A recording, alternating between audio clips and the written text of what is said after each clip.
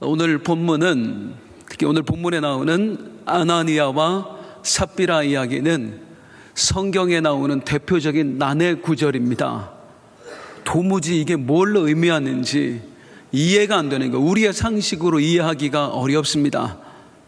초대교회에 아나니아 삽비라 부부가 있었어요. 어느 날 이 부부가 감동을 받아서 땅을 팔아 하나님께 헌금하기로 했습니다. 땅이 팔렸습니다. 근데 땅 판 값에서 일부를 떼어냅니다. 그리고 전부를 바치는 게 아니라 일부만 바치면서 우리가 전부를 바친다고 속였습니다. 그때 하나님께서 이들 부부를 심판하셔서 그 자리에서 죽게 만드셔요. 이게 도대체 뭐예요? 우리 하나님 어떻게 이러실 수가 있어요? 어떤 목사님 설교를 들어보니까 하나님 돈 떼어먹으면 죽는다고. 정말로 그런 거예요. 그럼 차라리 처음부터 헌금을 안 하는 게 낫지요. 뭐하러 헌금을 하다가 막 죽느냐는 말이에요. 우리의 상식으로 이해하기가 정말 어려운 본문입니다. 이 사건을 이해하기 위해서는 성경을 하나님 나라의 개념을 가지고 봐야 합니다. 그래야만 이 사건을 이해할 수가 있어요. 자, 사도행전의 역사는 어떤 이야기라고 말씀을 드렸지요? 이 땅에 하나님 나라를 세워가는 이야기. 따라하십니다. 하나님 나라를 세워가는 이야기. 그게 사도행전의 이야기입니다.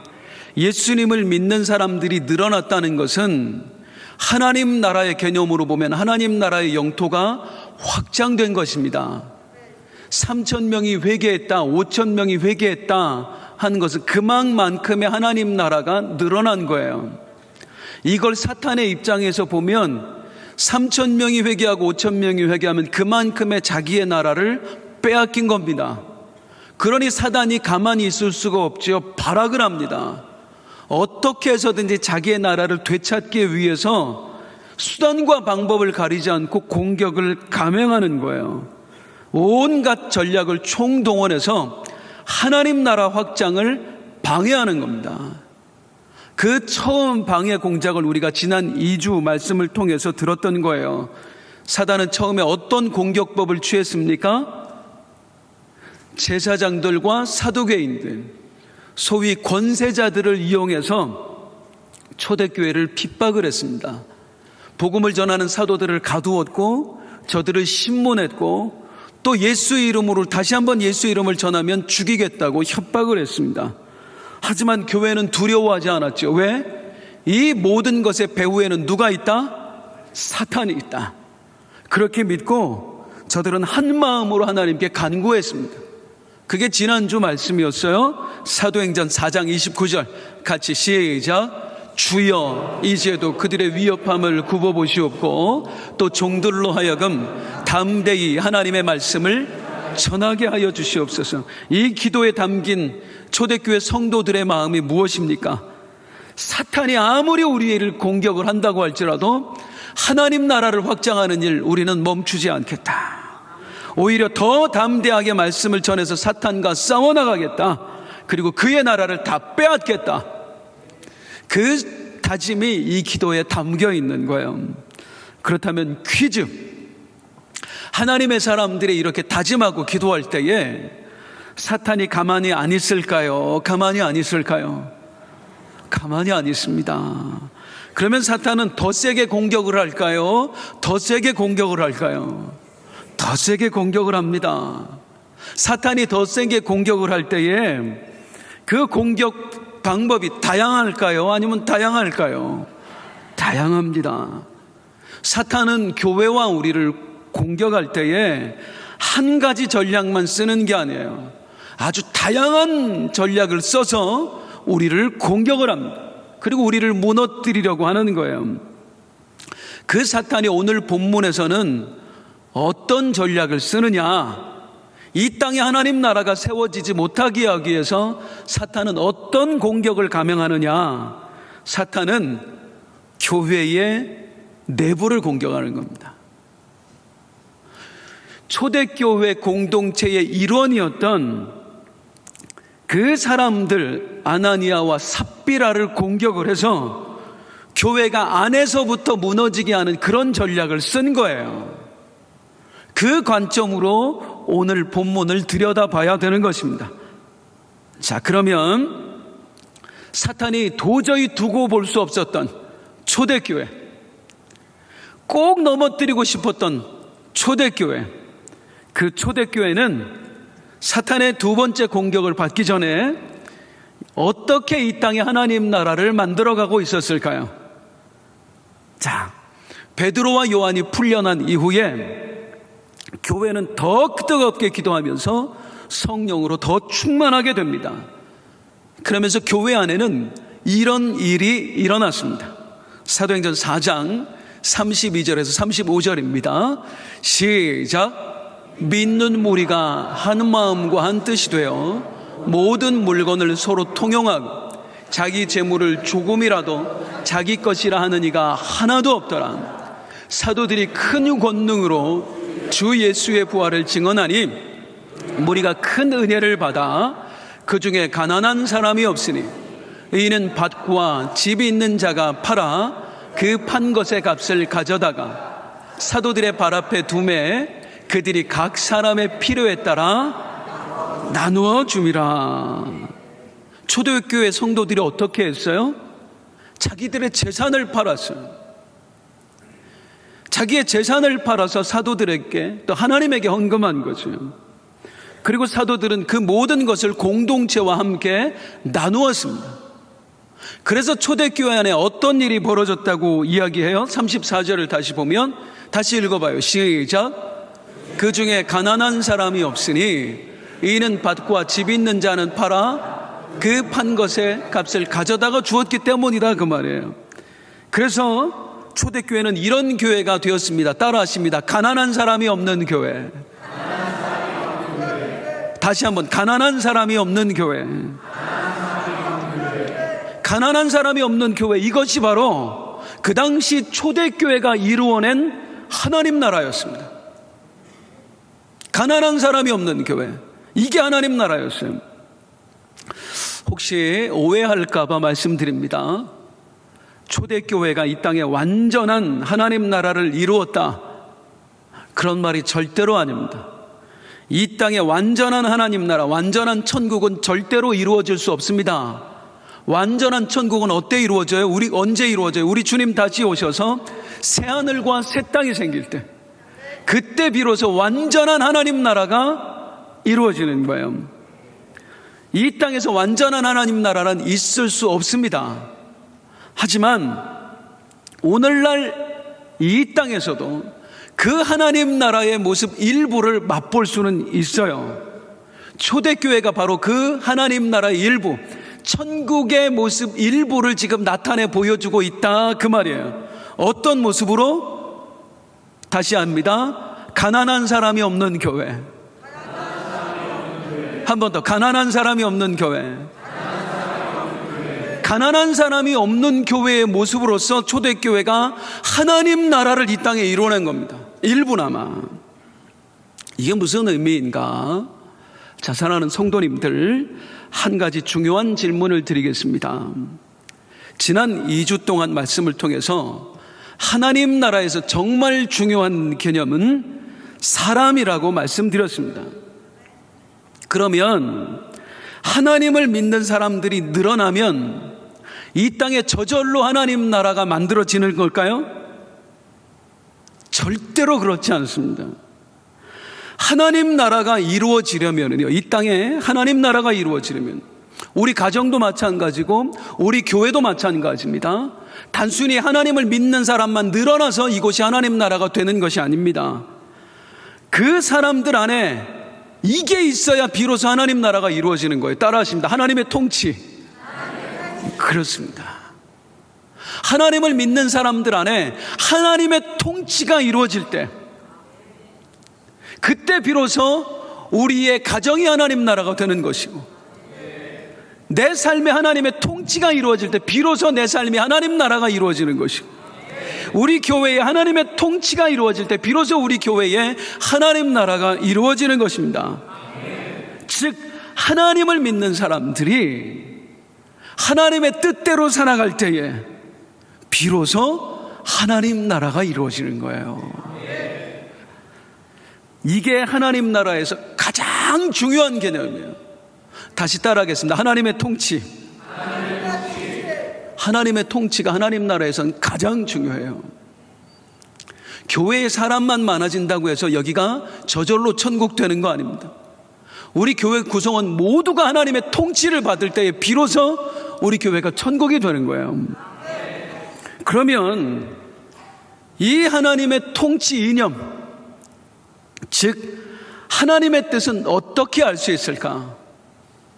하나님은 이미 하나님 나라는 이렇게 다스려져야 된다 하고 우리에게 하나님 나라의 통치 이념, 즉 하나님의 뜻을 알려주셨어요. 무엇을 통해 알려주셨을까요? 따라하십니다. 율법. 한 번 더, 율법을 통해서 하나님은 하나님의 뜻을 우리에게 알려주셨어요. 이제 내 백성이 된 너희는 앞으로 이렇게 살아가야 된다 하고 주신 하나님 나라의 법이 바로 율법입니다. 율법은 우리의 죄를 알려주는 거 아니에요? 맞아요. 우리의 죄를 알려줍니다. 그런데 율법이 악해서 우리의 죄를 알려주는 게 아니에요. 우리가 율법을 지킬 수 없기 때문에 율법이 우리의 죄를 알려주는 거예요. 실제로 하나님께서 우리에게 처음 율법을 주신 이유는 뭐냐면 이제 애굽을 떠나서 애굽에서 나와 가나안 땅에 들어가는 이스라엘 백성들에게, 가나안 땅에 들어가서 새로운 나라를 만들어내야 되는 이스라엘 백성들에게 앞으로 너희는 가나안 땅에 들어가거들랑 이러이러한 나라를 만들어내라 하면서 알려주신 게 바로 율법이에요. 그래서 율법은 나쁜 게 아닙니다. 굉장히 좋은 것입니다.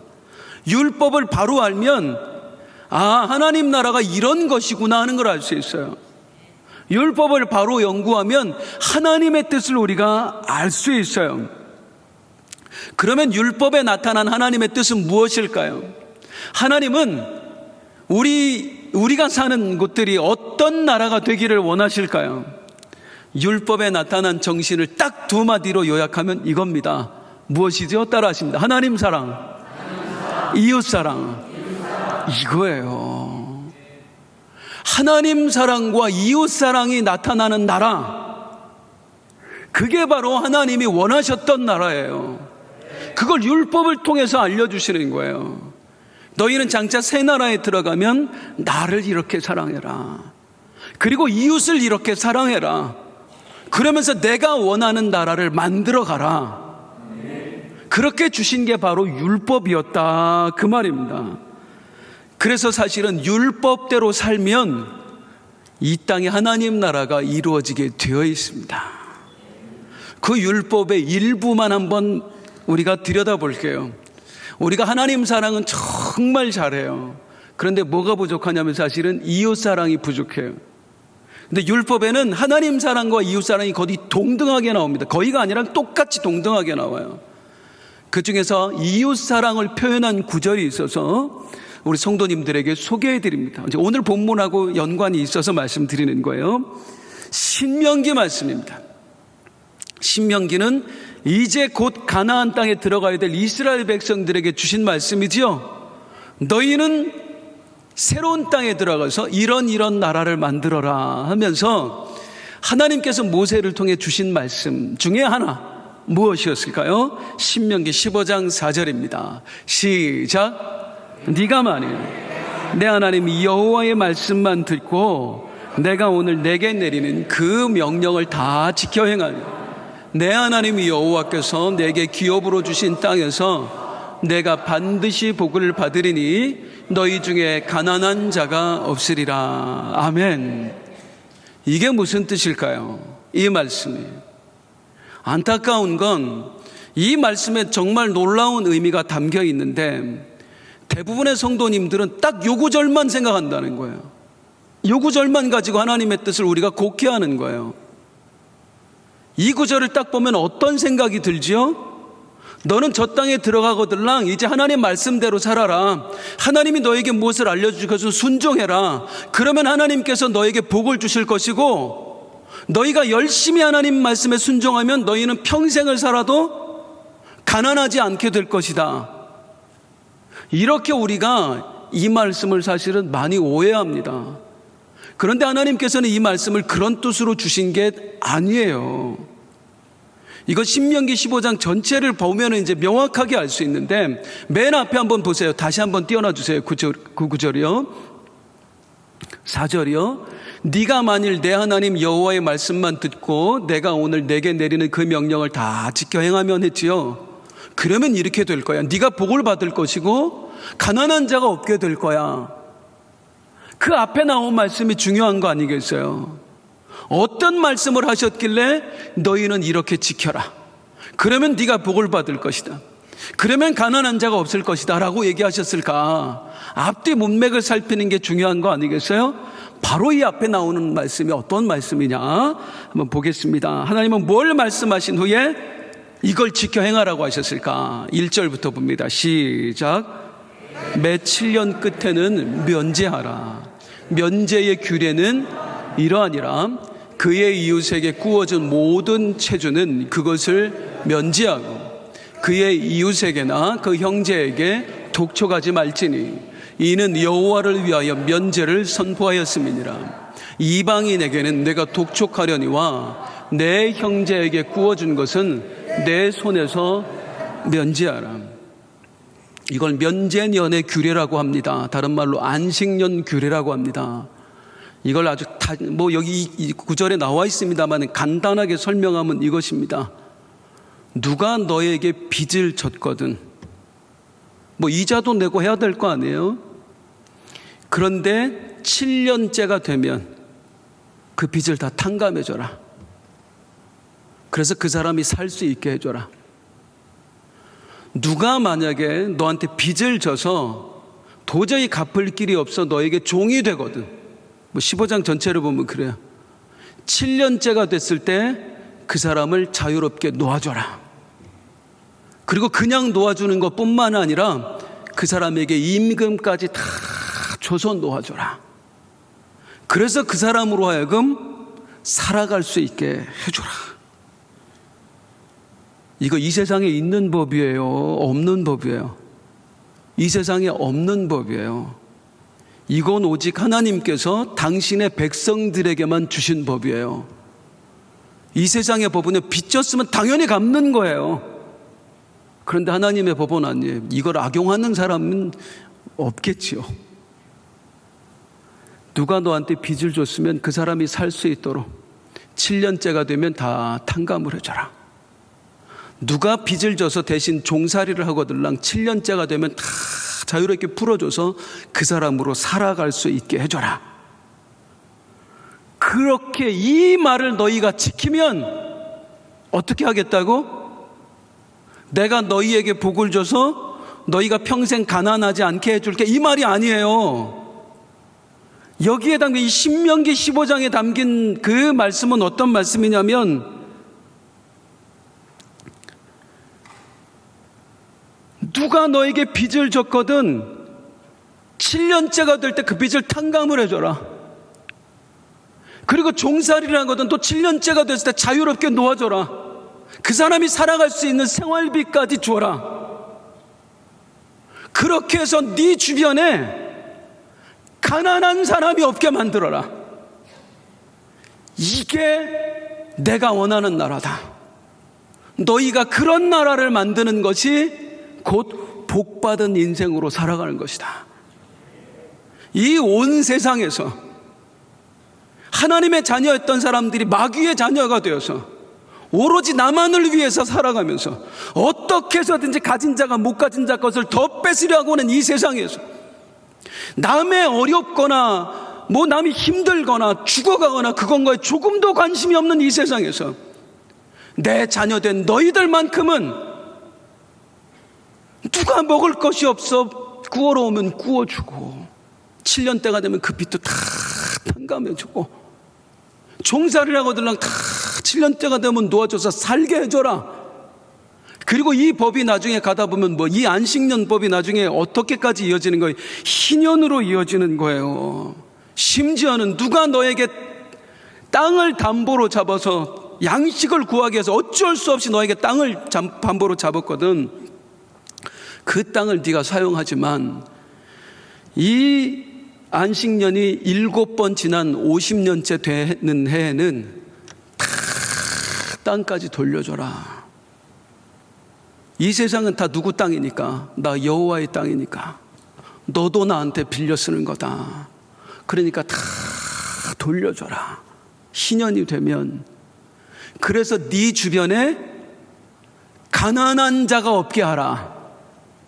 이게 내가 원하는 나라다. 하나님 뜻은 그런 뜻이에요. 네가 이렇게 하면 내가 너한테 복을 줘서 너를 평생 가난하지 않게 해줄게, 이 뜻이 아니고요. 내 말을 지켜 행해서 네 주변 사람을 살피고 도와라, 돌봐라, 심지어는 빚까지 탕감해줘라. 그래서 네 주변에 가난한 사람이 없게 해줘라. 이게 내가 원하는 나라다. 그렇게 살아가는 게 네가 정말로 복된 인생으로 살아가는 것이다. 이게 율법에 담긴 정신이에요. 이게 하나님 나라인 거예요. 그러니까 율법대로 살아가면 이 땅에 가난한 사람이 없어야 돼요. 그런데 이 율법대로 이스라엘 백성들이 살았을까요? 안 살았을까요? 어떻게 살아요? 어떻게 살아요? 안식년의 규례가 있고 희년의 규례가 있지만 이스라엘 백성들은 예수님 오실 때까지 1500년 동안, 율법을 받은 이후에 1500년 동안 이 안식년과 희년의 율법을 거의 지켜본 적이 없습니다. 그냥 율법 쓰여져 있는 글로만 남겨놨지 그들은 그렇게 살아본 적이 없어요. 희년의 규례는 고사하고요, 유월절도 제대로 지켜본 적이 없어요. 이스라엘 백성들은. 그리고 나서 자기들은 엄청나게 하나님의 율법을 잘 지키는 거로 착각하며 살아왔던 거예요. 그래서 예수님께서 이 땅에 오셔서 여러 가지 말씀을 하는 중에 여기에 관한 말씀을 하셨을까요? 하시죠. 그 말씀이 바로 팔복의 말씀인 겁니다. 팔복의 말씀 중에 보면 이런 말씀이 있죠. 마태복음 5장 5절이에요. 시작. 온유한 자는 복이 있나니 그들이 땅을 기업으로 받을 것이며. 여기 온유한 자가, 우리 성경이 참 오해되게 번역을 많이 해놨어요. 온유한 자, 이게 이게 원래 원어로 보면 온유한 자는 우리말에 이 원어는 어떤 단어와 가장 가까우냐면 억울한 자예요. 그러니까 순한 사람을 이야기하는 게 아니라 억울한 사람은 복이 있나니 그들이 땅을 기업으로 받을 것이며. 예수님 보시기에, 하나님 보시기에 누가 억울한 사람이에요? 자기 권리도 못 찾아 먹는 사람이 억울한 사람이에요. 안식년 규례가 있고 희년의 규례가 있는데 그 율법에 의하면 당연히 가서 이제 희년이 되었으니 내 땅 좀 돌려주십시오, 나 좀 먹고 살게 해주십시오, 당당하게 요구해야 되는데 그걸 못하는 거예요. 왜? 힘이 없어서 못하는 거예요. 힘 있는 자들은 아무리 그들하고 재판을 해도 이길 수가 없어. 재판장들은 다 그 권력가들의 편이니까. 그래서 너무 억울해. 율법에 의하면 당연히 내가 받아올 권리인데 못 받아와. 그래서 너무 억울한 마음에 평생을 가난한 사람은 계속 가난하게 살아가는 거예요. 내 땅도 돌려받지 못하고. 그들을 향해 주님이 주신 말씀은 억울하냐? 당연히 받고 싶은 땅인데 못 받아서 억울하십니까? 그래도 당신이 하나님 안에 있다면, 당신이 하나님의 사람이라면 복이 있습니다. 그들이 땅을 기업으로 받을 것이며 그들이 돌려주지 않는 땅 하나님이 대신 보상해 주실 것입니다. 그러니 억울해하지 말고 하나님 보고 사십시오. 이게 팔복에 나왔던 온유한 자는 복이 있나니의 뜻이에요. 그 정도로 이스라엘 백성들 율법 자기들이 원하는 것만 지켜왔습니다. 아무리 주변에 가난한 사람이 없게 만들어라, 그게 내가 원하는 나라다 하고 하나님이 말씀하셔도 누구도 그렇게 살지 않았어요. 그런데 오순절 성령 강림 사건 이후에 그 불가능했던 보였던 일이 실제로 일어난 거예요. 초대교회 안에서요. 초대교회 성도들이 성령으로 충만해지면서 사도들을 통해서 예수님의 말씀을 들었잖아요. 진짜 율법이 말하는 게 뭔지를. 드디어 이 사람들이 그 그 말씀을 통해서 성령의 조명하심을 통해서 하나님의 요구를 깨닫게 됩니다. 그리고 진짜 율법의 요구를 실천한 거예요. 1500년 동안 우리의 조상, 나도 포함해서 누구도 지키지 않았던 그 안식년을 드디어 지키는 거고, 누구도 지키지 않았던 신년을 이제서야 1500년 만에 지키는 거예요. 그래서 자기의 땅을 팝니다. 원래 하나님 거니까. 그리고 하나님께 드리니 그 드렸던 것을 사도들이 누구에게? 가난한 자들에게 나누어 줘서, 초대교회 안에 뭐가 없었더라? 가난한 자가 없었더라. 하나님이 1500년 시내산에서 1500년 전에 시내산에서 율법을 주면서 꿈꾸셨던 하나님의 나라, 그게 오순절 성령 강림 사건 이후에 처음으로 초대교회 안에 일어난 거예요. 이게 얼마나 하나님에게 기쁨이 되었겠습니까? 굉장히 부담스러운 설교지요, 오늘 설교가요. 예.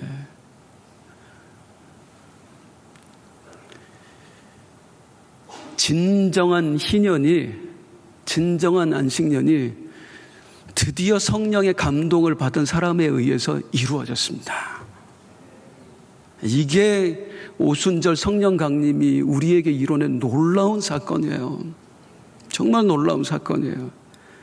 그 대표적인 인물의 성경이 소개하니 그 사람이 바로 바나바입니다. 이제 바나바의 이야기로 하겠습니다.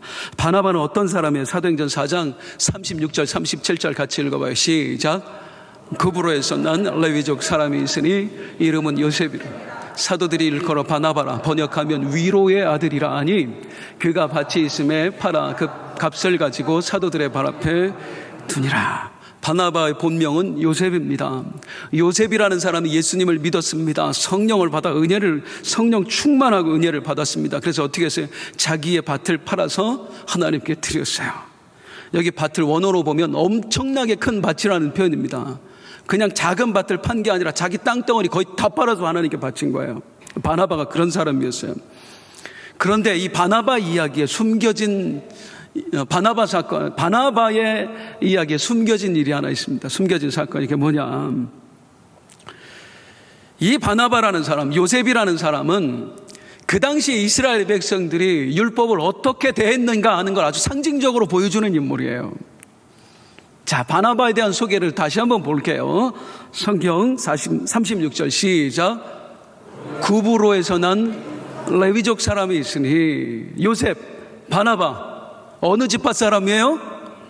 레위 지파 사람이에요. 이거 아주 중요한 얘기입니다. 오늘 성경 흐름에서요. 자, 바나바가 엄청나게 큰 땅을 소유하고 있다가 이걸 지금 하나님께 바쳤지요.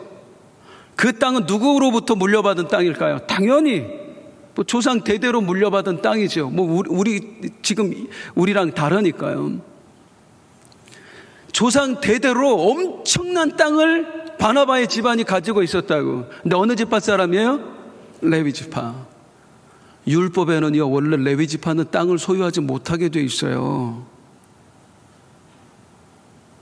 그런데 바나바의 집안은요, 레위 지파 사람임에도 불구하고 어마어마한 땅덩어리를 가지고 있던 사람들이에요. 이스라엘 사람들 다 이렇게 살았다고요. 레위 지파가 됐든 뭐 누가 됐든 율법은 그냥 저리 두고, 그건 그거고 어차피 이걸 사람이 어떻게 다 지켜? 다 그렇게 사는데. 그래서 우리도 그렇게 살아왔어요. 그래서 레위 지파임에도 불구하고 계속 땅을 모아왔어요. 그래서 엄청난 땅을 소유했던 사람이 바로 바나바의 집안입니다. 그 바나바가 성령이 충만해지면서 성령 안에서 나를 들여다보게 된 겁니다. 나와 나의 조상들이 하나님 뜻대로 살아간다고 하면서 그렇게 살지 못했구나. 정작 하나님의 뜻을 어겼구나. 우리가 하나님 앞에 큰 죄를 지었구나. 그렇게 깨닫고 회개하는 마음으로 자기의 재산을 내어놓은 거예요. 단순히 착한 사람이어서 내어놓은 게 아니라, 레위 지파인데도 불구하고 율법을 어기고 내가 어마어마한 땅덩어리를 대대로 소유했던, 이게 죄라는 사실도 깨닫지 못했어요. 남들이 다 그러니까. 그런데 어느 날 성령이 내 안에 들어오시니까 그게 보여지는 거예요. 그러면서 하나님 뜻대로 살아야지, 하나님 말씀하신 대로 살아야지 하면서 드디어 이제 자기의 재산을 다 내어놓는 겁니다. 그게 사도들의 마음을 감동시켰어요. 성령이 감동 주신다고 그대로 살아내는 사람이 얼마나 되겠어요. 바나바는 한 거예요. 큰 땅이라고 원어에 쓰여져 있는 거 보면 자기 조상이 물려준 땅 다 내놓은 것 같아요. 그래서 이제는 네 이름을 요셉이라 하지 말고 뭐라고 해라? 바나바라고 해라. 위로의 아들. 너는 많은 사람에게 위로를 주고 많은 사람에게 용기를 주는 사람이다. 이게 초대교회의 영적인 거장 바나바의 탄생 이야기입니다. 바로 이 이야기 이후에 초대교회의 하나님 나라가 이루어졌다. 드디어 저들에게 신년의 제도가 부활했다. 바나바가 레위인의 그 사명을 회복했다. 그래서 초대교회 성도들이 하나님 뜻대로 살게 되었다. 초대교회는 하나님 나라가 이루어졌다. 그 이야기 다음에 나오는 게 바로 아나니아와 삽비라 부부 이야기인 거예요. 이제 아나니아와 삽비라 부부 이야기로 가보도록 하겠습니다. 도대체 이들의 죽음을 어떻게 이해해야 될까요? 이들의 이야기에서 우리가 절대로 놓치면 안 되는 게 있습니다. 그게 뭐냐면 바로 5장 3절 말씀입니다. 시작. 베드로가 이르되 아나니아야 어찌하여 사탄이 내 마음에 가득하여. 따라하겠습니다. 사탄이 내 마음에 가득하여. 다시 한번 사탄이 내 마음에 가득하여. 아나니아와 삽비라 부부의 이야기에서 핵심은 그들이 땅을 얼마를 감추었다, 횡령을 했다, 그들이 사도들에게 거짓말을 했다, 이게 아니에요. 핵심은 바로 이겁니다. 저들의 마음에 사탄이 가득했다. 즉 저들의 마음을 누가 사로잡았다?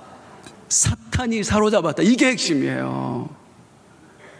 땅값의 일부를 감추고 거짓말을 하고, 이건 다 사탄이 마음을 사로잡은 것의 결과물일 뿐이에요. 진짜 핵심은 감췄다, 거짓말했다가 아니라 사탄이 마음을 사로잡았다, 사탄에게 마음을 내어주었다. 이게 핵심이다, 그 말입니다. 즉 아나니아와 삽비라는 땅값을 감춘 것 때문에 죽은 게 아니고요, 거짓말해서 죽은 게 아니고요, 자기들의 마음을 사탄에게 팔아먹었기 때문에 죽은 겁니다. 도대체 어느 정도로 사탄에게 마음을 내어주었는가? 사랑하는 성도님들, 우리 하나님께서 가장 공의로운 재판장인 줄 믿으십니까? 가장 공의로운 재판장께서 얘네들은 죽어 마땅하다 판단하실 정도로 그들의 마음을 온전히 사탄에게 내어준 거예요. 그렇기 때문에 하나님께서 이들을 즉시 심판하신 겁니다. 그럼에도 여전히 우리의 마음에 풀리지 않는 의문이 있죠. 그렇다고 해서 꼭 죽이셔야 했는가? 다시 한번 회개할 기회를 주시면 얼마나 좋았겠는가? 우리 하나님 사랑의 하나님이시잖아요. 그 하나님이 이 장면에서는 왜 이토록 무자비하신가? 이제 마지막으로 이 이야기에 담긴 이제 하나님의 의도를 보도록 하겠습니다. 하나님은 왜 이렇게 무자비하게 저들을 심판하셨을까요? 이 이야기에 담긴 우리 하나님의 의도를 가장 잘 알 수 있는 방법이 있습니다. 그게 뭐냐면 이 사건을 통해서 어떤 결과가 벌어졌는가, 아나니아와 삽비라가 죽은 이후에 초대교회가 어떻게 되었는가, 그걸 보면 우리 하나님이 이들을 이래서 죽였구나 하는 걸 알 수가 있어요. 아나니아와 삽비라가 심판받아 죽은 이후에 초대교회는 어떻게 되었을까요? 먼저 아나니아가 죽은 다음에 사도행전 5장 5절입니다. 시작. 아나니아가 이 말을 듣고 엎드러져 혼이 떠나니 이 일을 듣는 사람이 다 크게 두려워하니라. 따라서 하겠습니다. 두려워하니라. 두려움이 찾아왔어요. 조금 이따 삽비라가 또 거짓말을 했다 죽어요. 11절 시작. 온 교회와 이 일을 듣는 사람들이 다 크게 두려워하니라. 아나니아와 삽비라가 죽은 다음에 어떤 결과가 생겼어요? 초대교회 안에 두려움이 찾아왔어요. 강력한 두려움. 그리고 이 두려움은 곧 어떤 결과로 이어지냐면 이게 참 신기합니다. 두려워하면 떠날 것 같거든요. 두려움은 야, 이런 하나님 무서워서 못 믿겠다 할 것 같거든요. 그런데 그렇지 않았어요. 이런 일이 생겼습니다. 시작. 믿는 사람이 다 마음을 같이하여. 솔로몬 행각입니다. 믿는 사람들의 마음이 오히려 더 하나가 된 거, 똘똘 뭉쳤다 그 말이에요. 우리 제대로 한번 믿어보자 이렇게 됐다는 겁니다. 그래서 이게 또한 어떤 결과로 이어지느냐면요 14절입니다. 시작. 믿고 주께로 나오는 자가 더 많으니, 남녀의 더 많은 사람들이 예수님을 믿게 될 때요. 이 발단 올라가다 보면 누구의 이야기부터 시작돼요? 아나니아와 삽비라의 죽음 이후에 초대교회 성도들 온 마음에 두려움이 생겼고, 그 두려움이 저들의 마음을 하나로 묶어주었습니다. 우리 제대로 한번 신앙생활 해보자. 그리고 이 일로 인해서 더 많은 사람들이 예수님 앞에 돌아오는 역사가 있어졌습니다. 자, 어떻게 해서 두려움이 이런 결과를 맞이할 수 있을까? 이제 중요한 부분으로 들어갑니다. 여기서 조금 어려워질 수 있어요. 잘 들어보세요. 두려움이 어떻게 이런 긍정적인 결과를 낼 수가 있을까? 이 두려움이라는 말에 쓰인 원어가 있습니다. 따라하겠습니다. 포보스. 잊어버리셔도 돼요. 포보스는 원래 잘 일반적으로 안 쓰는 단어예요. 두려움은 다른 단어를 써요. 그런데 여기서는 특이하게도 두려워했다라고 할 때 두 번 다 포보스라는 단어를 씁니다. 포보스는 사실 그리스 신화에 나오는 신의 이름이에요. 그런데 그리스 신화에서 이 포보스에 얽힌 두려움은 어떤 두려움이냐면, 따라하겠습니다. 전쟁의 두려움. 전쟁의 두려움입니다. 그래서 일부러 지금 포보스라는 단어를 쓰고 있는 거예요. 잘 들어보세요, 성도님들. 아나니아와 삽비라가 죽은 이후에 초대교회 성도들 마음에 뭐가 생겼다? 두려움이 생겼어요.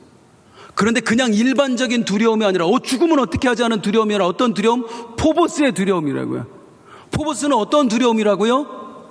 전쟁의 두려움.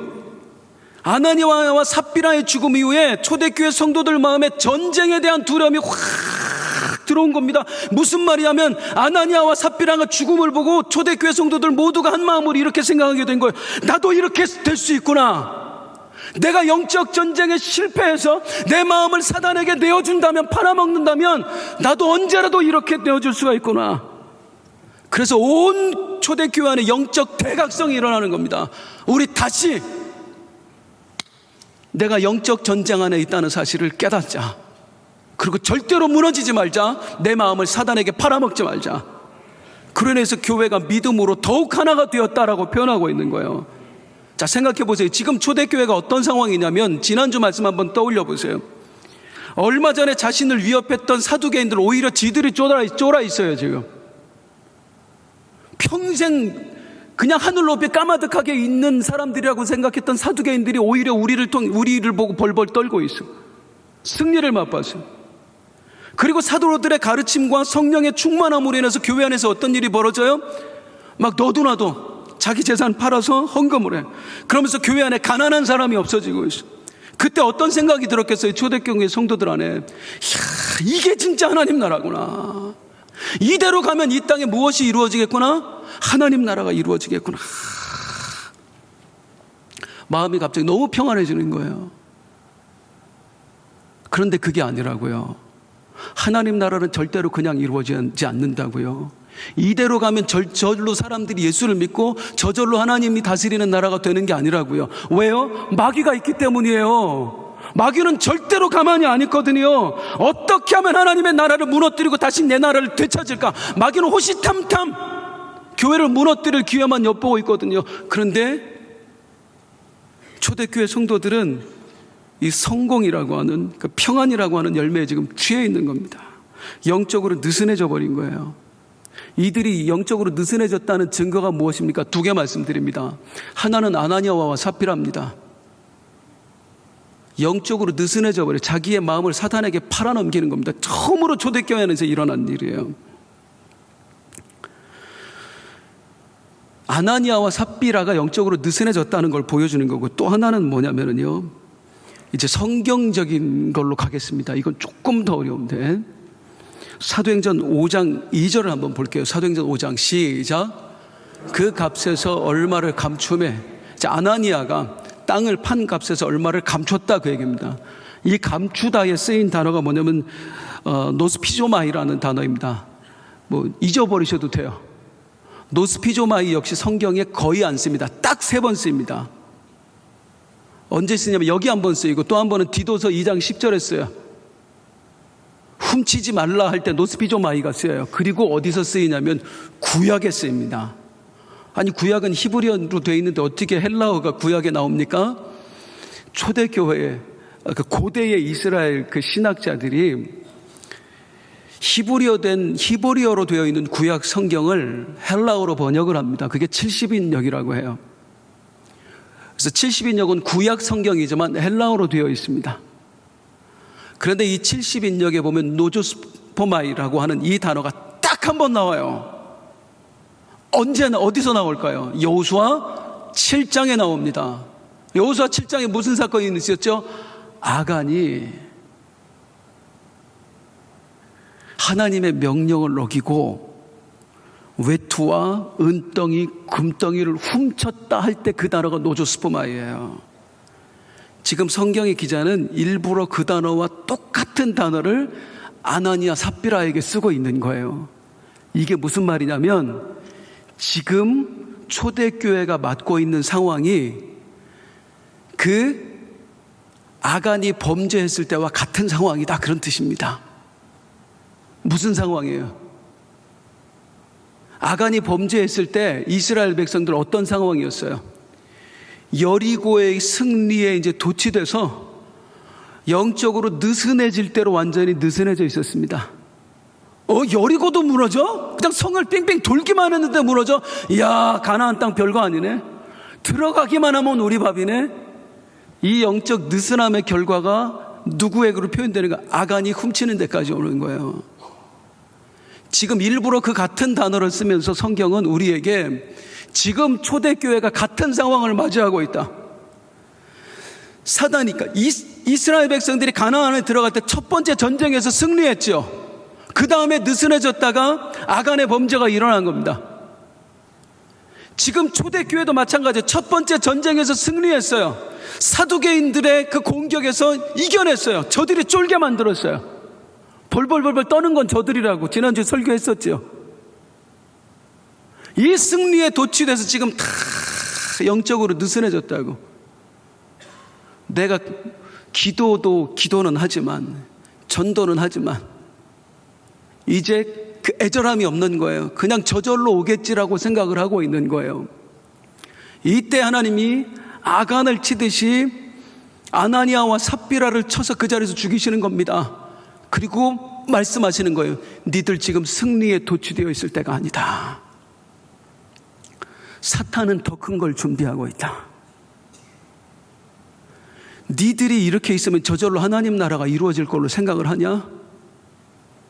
조금 있으면 너희들 중에 사자밥이 될 사람이 있을 거다. 조금 있으면 너희들 중에 꼬챙이에 매달려서 불에 산채로 태워 죽어갈 사람들도 있을 것이다.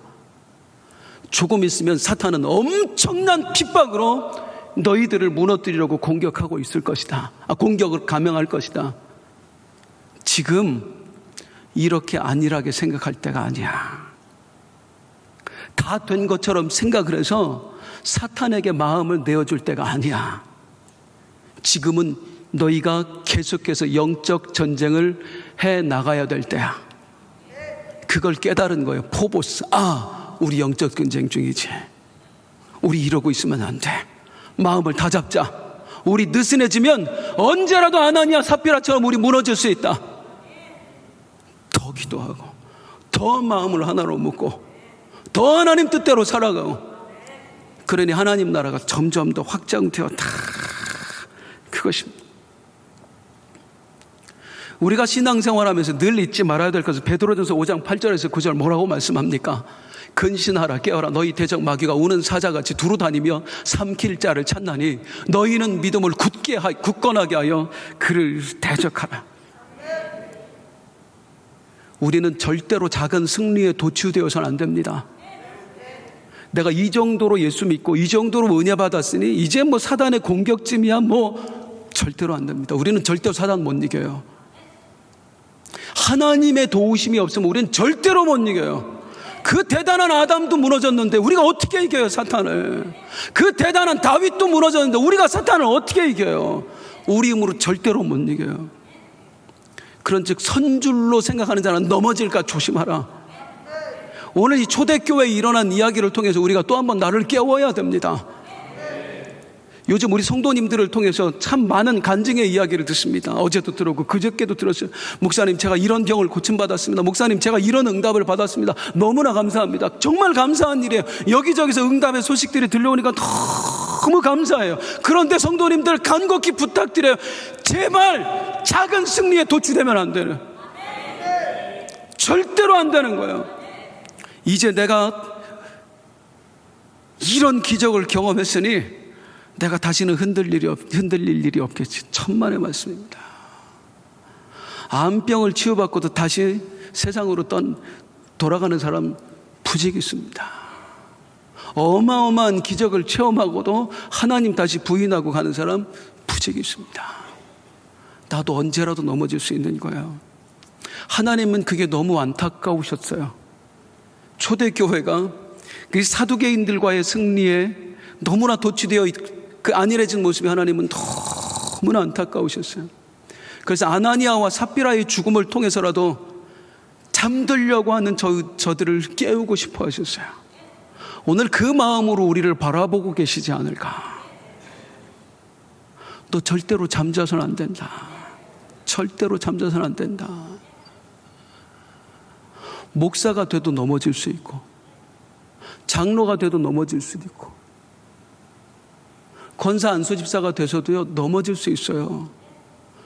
우리는 누구도 못 이겨요. 누구도 못 이겨요. 그 대단한 목사님들 다 펑펑 넘어져가는 거 보세요. 누구도 못 이겨요. 오늘 이 밤이 또 한 번 나를 하나님께 있는 그대로 내어놓는 밤이 되길 원합니다. 하나님이 도와주시지 않으면 나 못 이겨요. 있는 그대로 하나님 앞에 내 실력, 내 영성 그대로 내어놓고, 하나님, 나 좀 이기게 해주세요. 나 좀 살려주세요. 간구하는 이 밤, 나를 영적으로 깨우는 밤이 될 수 있기를 주님의 이름으로 축원드립니다. 우리 함께 일어나서 찬송하겠습니다. 세상의 유혹 시험이